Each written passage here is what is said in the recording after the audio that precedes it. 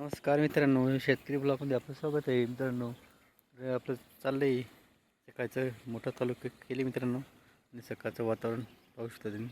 आता सूर्य निघाला मित्रांनो आणि आपली कामाच्या पण सुरुवात झाली.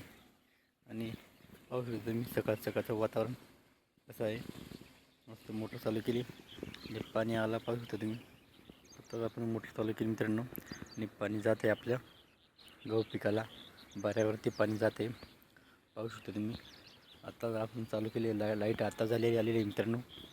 तर आपण सुरुवात केली पाणी भरायची, जेणेकरून आपल्या गहू पिकाला पाणी देणे खूप गरजेचं असतो वेळेवर, म्हणून त्याला पाणी देत आहोत मित्रांनो.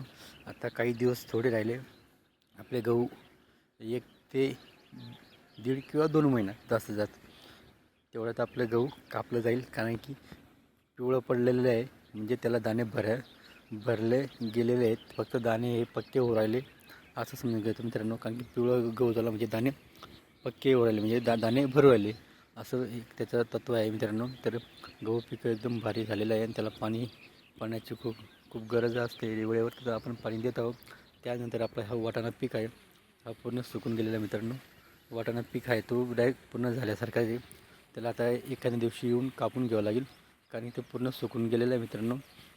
ते काढून घ्यावं लागेल, कारण की वाटाणा हा लवकर येतो आणि गहू थोडासा लेट होतो. वाटाणा हा पीक लवकर येतो आणि गहू पीक थोडा लेट होतो. याचा अंतर एवढं असतो की वाटाणा हा पटकन येतो आणि हा गहू पीक थोडं लेट होतो. तर वाटाणा पण पूर्ण सुकून गेलेला आहे मित्रांनो. तर तुम्हाला थोडक्यात दाणे दाखवतो. दाणे तर वाटाणा सुकलेला पूर्ण, ते सुकलेले दाणे पण तुम्हाला दाखवतो मित्रांनो.